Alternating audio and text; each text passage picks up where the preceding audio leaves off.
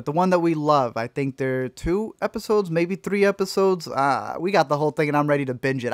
It's one that I've been saving. We will literally be watching stuff, get tired of it, Enola or whatever it is that's playing, and then just go watch a Mythic Quest episode. Season 3 is here, and if you've never seen any of it, I would highly, highly, highly recommend it because I am so jealous that you get to experience the first 2 without having to get all the spoilers and stuff, because Zach was the one who put this one on my radar. This is when he had these inklings, these foolish thoughts of Apple TV Plus being as good as HBO back in 2020. Like, this man was going crazy. I didn't know what he caught during that summer. But I 2020 was a hard year for all of us. It was a hard year, and I was like, man, this man's making some crazy claims.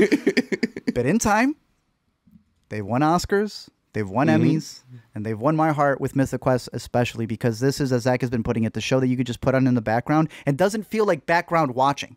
Because this is one of those that you want to background watch it, but you also want to be paying attention because you don't want to miss the jokes. You don't want to catch that reaction that someone's making in the back. Like, these are characters that you're following through and through, and everyone has this dynamic that they play off with each other. And I mean, it's a well-oiled machine at this point. Yeah.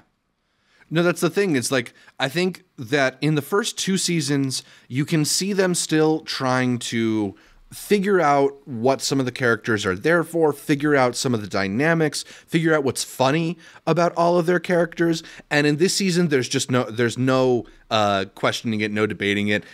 Imani Hakim is one of the actors who I feel like has been kind of underutilized for the first 2 seasons of the show. She was one of the testers.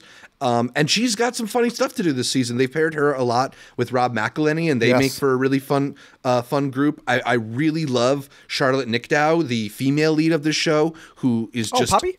Yeah, she's so hilarious and just allowed to do the kind of like hilarious and occasionally humiliating stuff that I feel like female comedians don't often get as many opportunities to do. Like, she's kind of the Caitlin Olsen of this show, in that they treat her just as terribly in sometimes as they do Dee on It's Always Sunny, but she's so funny at it. She's so like charming and sweet as well.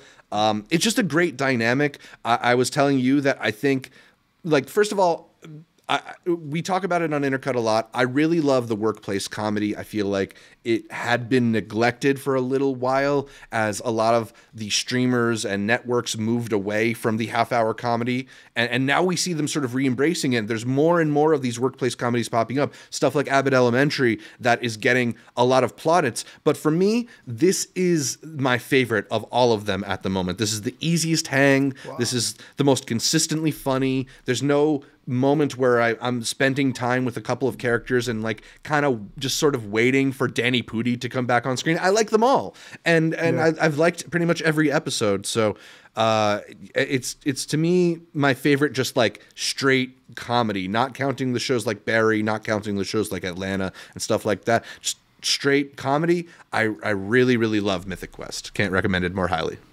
Easily. And I think what elevates it to, you were comparing it to those other shows, right? Where it's like, it's not up there with those like prestigious dramas, but they'll have episodes, as I was pulling up right here, with F. Murray Gray, like flashback stuff where you're like, oh, this is taking like an extra little degree to it. You know, this isn't just another, day at the office. We're throwing it back. We're getting some backstory to it, and it fleshes out the world a lot. Makes you pay more closer attention to it. So highly, highly, highly recommend it. Yeah, Ronitas in the live stream is asking if we have any idea why F. Murray Abraham left, because he is no longer on the show, unfortunately, in season 3, because he was also a fun part of the show. I honestly kind of feel like there's just a chance White Lotus paid better than Mythic Quest, and he jumped ship. And they allow him to do more. It's too packed of a cast over here, and I've been hearing that he's hilariously perverted in White Lotus. So yeah, I'd probably agree with you. Maybe he stole something. Let's just start that rumor. Maybe F. Murray Gray just stole something. Nobody likes F. Murray Abraham on the Mythic Quest set. I've heard a lot of rumors about that. Like, I want to say that, but the tribute episode that they give to him, allegedly, it's too beautiful to ever think that he actually had a problem. Right. Although let's throw an allegedly before somebody gets mad at us. Exactly. Allegedly, it's reportedly, allegedly, supposedly. Yeah.